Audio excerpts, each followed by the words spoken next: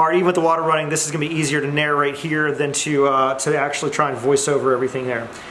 So what you're going to see me use is a cabinet scraping card. These cards come in all different shapes and sizes. I like to make my own oftentimes.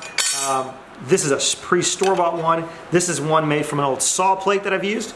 But I also make curved and shaped ones. You will see those later in the process of the top sculpting. But I want to show you what a sharp scraper card looks like versus what you're going to see me use. And I'll explain.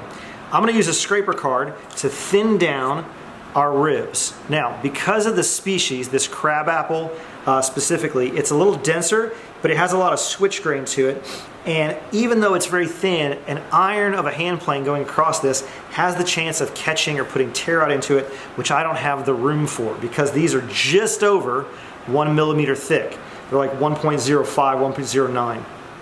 Now, so I want to use a scraper card. And the way that I'm going to do that is I'm going to pinch it down with a clamp and scrape over that wood and cut it down.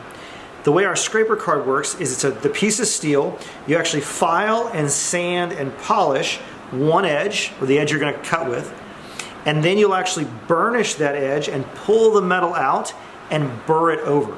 Now that little burr, because it's nice and sharp, actually is the cutting edge. And because of the angle, I'm going to hold this scraper card at an angle and push it, or at an angle and pull it. It cannot tear out. It'll only shear on the cut. So instead of an iron of a plane being at this angle, this is the reverse, right? So it's going to drag. Now, like I said, store-bought one I've handmade here. This one is sharp, and I'll show you the shavings you get. You put your thumbs on the back and push, and you should get actual shavings, just like a hand plane, okay? So I can take a few passes on here, and you'll see the shavings that come off of there. Now, I'm going to use a slightly dull one intentionally. I don't want it to be too aggressive. This will produce more or less dust. So you can see I have a little more control. Now normally I would not use a dull scraper card, but for this purpose, that's how I'm going to control the very little bit that I need to come off of instead of sanding.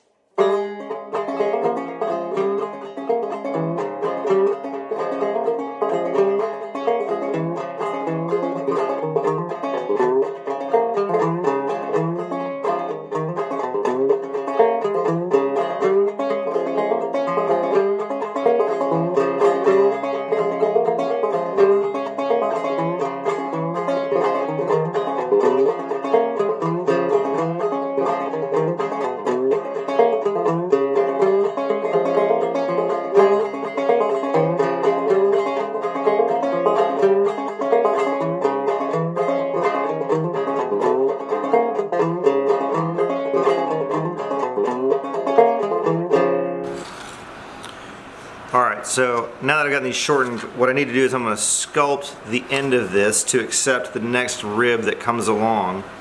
And so I can do that by hand, I can do it with a block, I can do it with an orbital sander. There's all sorts of options.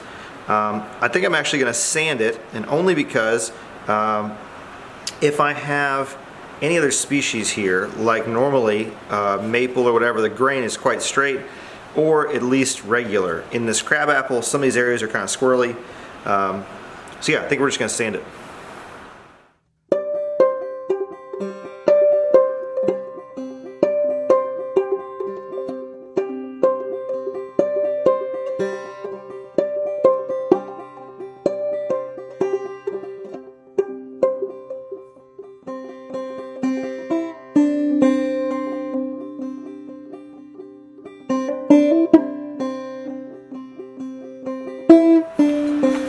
Alright, I've got the seabouts mostly leveled. I also took the opportunity here to sand these, and that's just not interesting to film in any way. But it's basically just a round sander that just I can put into that corner. So now what I'm looking at is the upper and lower bouts, these strips of yellow cedar, which are lovely. Gosh, I gotta stop saying that word as much, but they are. It's just, that's the word that she's coming out of this violin for sure. So anyhow, but traditionally you would actually have 4 pieces. One that runs from the top to the side, top to the side, side to the bottom, bottom to the side. I oftentimes like to make this one continuous curve, but traditionally there is a seam here, and so I'll be putting a seam there with the stock that I have. So what I'll be doing is bending one, overlapping the other, and creating a seam. The other seam you never see because it hits the neck, right? So there's a natural kind of division there. Now, the one interesting thing about this yellow cedar that's happened, I think it's fascinating. I don't know what was in there. I don't know if we can get a good picture of this. See if I can get my hand behind it. You guys see that little blue streak? Those little gray dots in there? It goes all the way through the board. Right there. Right there. So I can choose to put that in or avoid it. There's a couple spots like in the middle here, you'll see just a little dash of it. My favorite board I wanted to use, this little set that has that nice line in it, that little pitch line, also had a little knot that left out, so I don't think I'll be able to use that, except up maybe near the neck. If I can get it right near the neck, I can avoid that and still get that little stripe in there, which is what I think I might do. So what I'm going to do is sit here, you guys can listen to some banjo music, and I will lay out what pieces should go where with the flow of the grain around the instrument.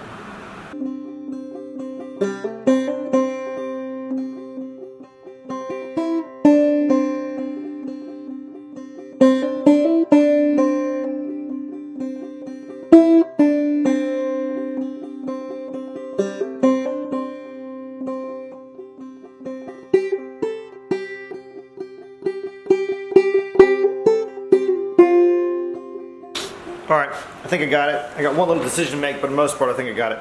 So I'm gonna do this at the neck.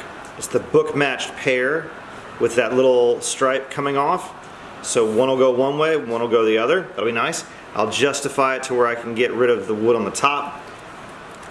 Now the bottom bit, down here at the end pin where that seam is I mentioned, I'm going to do a book match set as well, so that way you'll see it run symmetrically away from the end pin down here.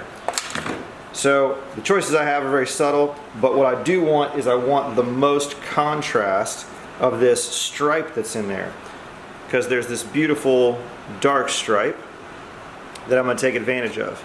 So this little bit right there can match that one. All right. So I gotta see which one I think I want to do. They're very, very similar, like I said. So I have them like this. So I might just lighten them up, oil them up, see what I think works best. All right, let's get to bending the uppers and lowers.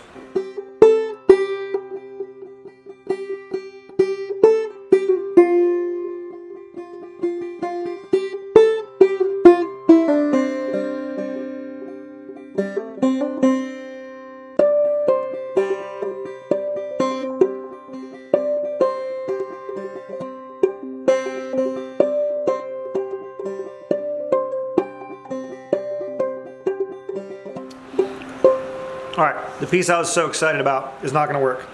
It has this awesome little pitch line that I was excited about coming out of the neck. I thought that would look really sharp, but even before I started bending it, I could see that is not wanted. Okay, so it's an actual true kind of pitch line. It's like an inclusion or a bark inclusion kind of thing. And so I don't want to risk, because I could bend it and glue it down, and I think it would be okay. But over the life of the instrument, the last thing I want to do is introduce a flaw knowing that it's there. So we're gonna go with plan B to get rid of that inclusion. So we're gonna run with the very clean look around it with that nice little contrasting banding bar going at the bottom. So we have our wood. You can see the color that it's gonna be. It's here soaking in water. And I'll start bending the uppers first, and then we'll do the lowers.